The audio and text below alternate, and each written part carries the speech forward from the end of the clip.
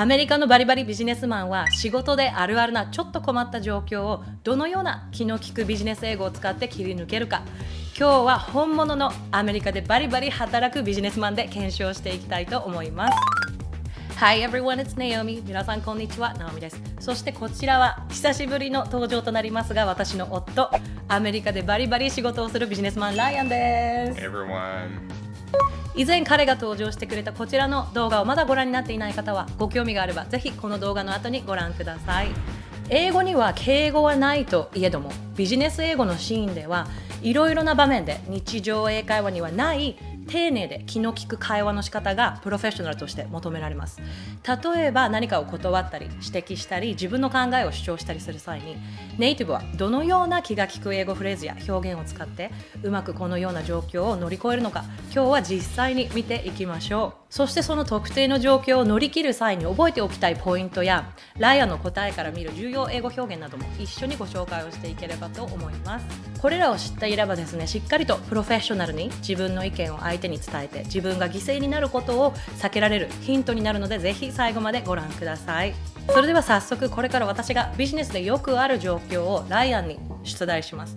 そしてとっさに彼は何と言ってその場を切り抜けるのか答えてもらっていきます。 Alright, are you ready for the first question? I am ready. Okay, so situation number 1. You're walking in the hallway and a coworker stops and starts a conversation with you. You have to take care of an urgent issue and don't have time to stop and chat. What would you say to your coworker in this situation? I would say, hey, I'm actually dealing with a fire drill right now. Let me wrap up that issue and I'll ping you as soon as I can discuss. So in this case, I conveyed, hey, I'm dealing with a fire drill, just like a fire drill in an office, right? Like when that happens, you stop everything and you leave. So Yeah. I implied I'm dealing with a fire drill, which means that's something very important and I don't have time for anything else. So they should respect that. And I'll let them know. I'll ping you as soon as I'm done dealing with that issue so we can discuss what their issue is. Great. Can I highlight a couple of business expressions that you included in your Sure. answer? So number 1, fire drill. You kind of touched on it, but we hear this word fire drill a lot when someone's really busy in the workplace. Could you explain? I know you kind of talked about it, but Right. explain how to use it, So when it's- to use it. Yeah, I mean, especially if someone, above you is saying, hey, we have a fire drill right now, that means something really important is going on. And unless you have a similar crisis, then you have to stop everything you're doing to work on that issue. If it's not in a business setting, then it's literally a fire drill where someone hits the alarm or a fire actually sets off an alarm. Yeah, so major emergency. Yeah. Okay, so another expression that you've mentioned that I would like my viewers to kind of remember is ping. You ping someone. So at a lot of companies, there's instant messaging platforms, and we generally are moving away from email when it comes to, short form communication. Right. So I'll ping them on our instant messaging platform to let them know, hey, I'm available now if you happen to be available to discuss. Cool. Okay, so are you ready for the next question? I'm ready. One of your coworkers has sent you a draft of an email. He wants to know what you think of the email. There are numerous mistakes and it needs to be revised. How would you politely explain this to your coworker? Very awkward situation.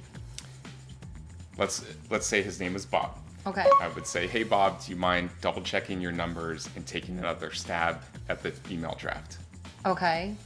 So That's short. That's simple. pretty short. Yeah. You're not going to go in and point out every single mistakes, obviously, No. because there's so many. That's- and it's not.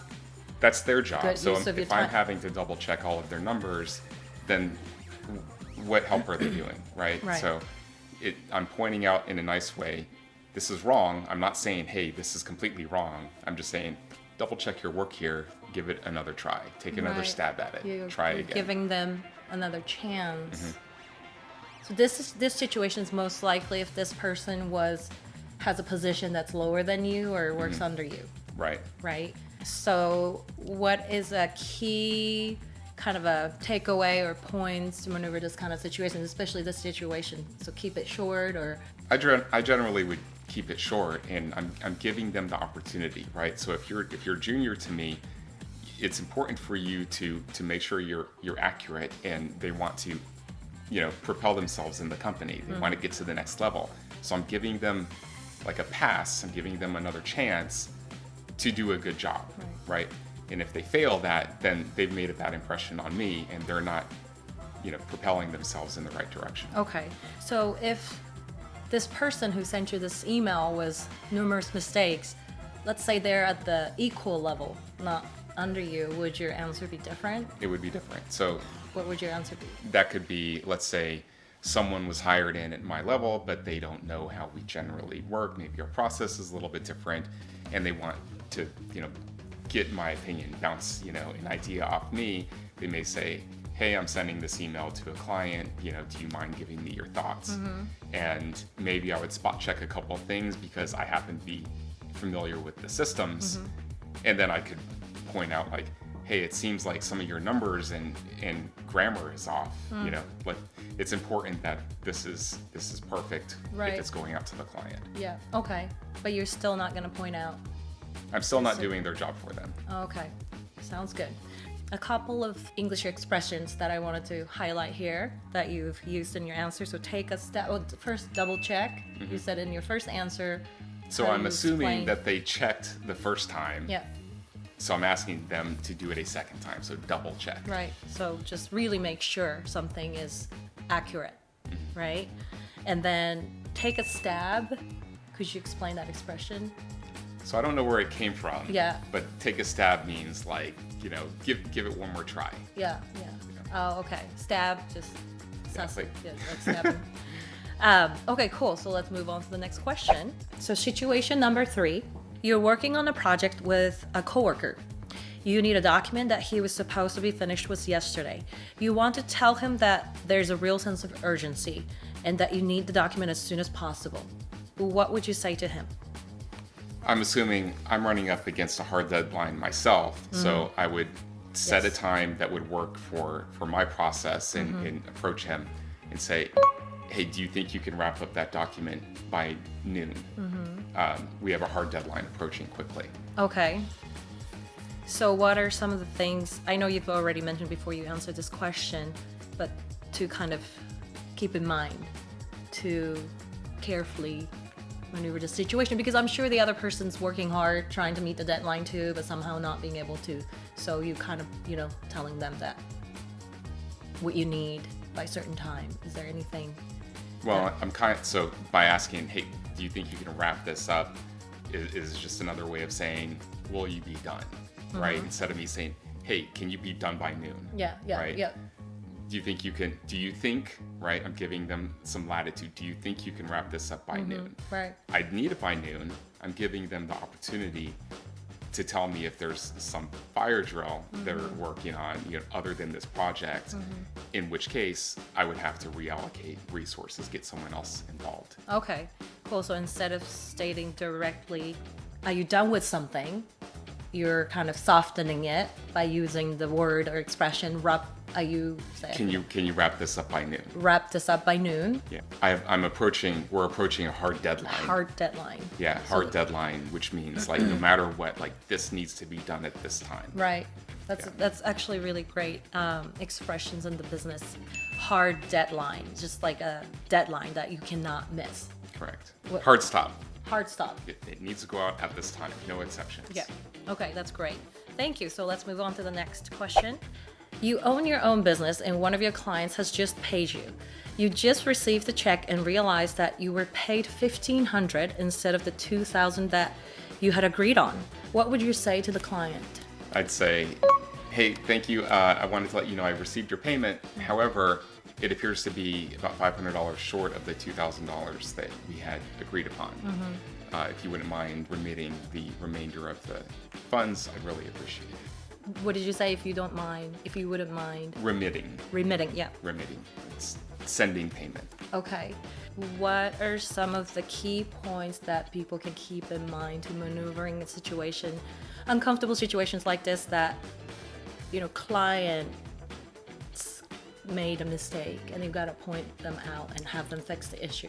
So in this case, I'm stating, it seems that we're short, right? I'm not calling and confronting them and saying, hey, you didn't pay me all the money, Yep. right? It's just kind of like a nice way to say, hey, it seems that we didn't receive the full payment.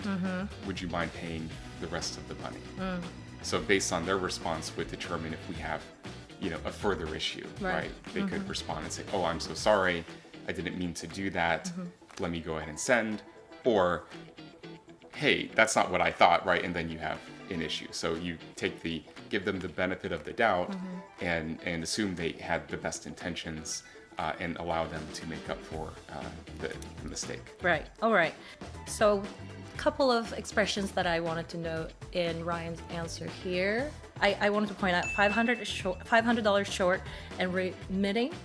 And then also, not in your answer, but in your conversation, you said something about giving them the benefit of the doubt. So, Sure. which I think is actually a good thing to remember.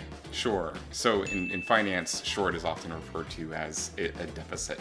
So whether it's a payment, transfer, short of financial projections, right? It's a deficit.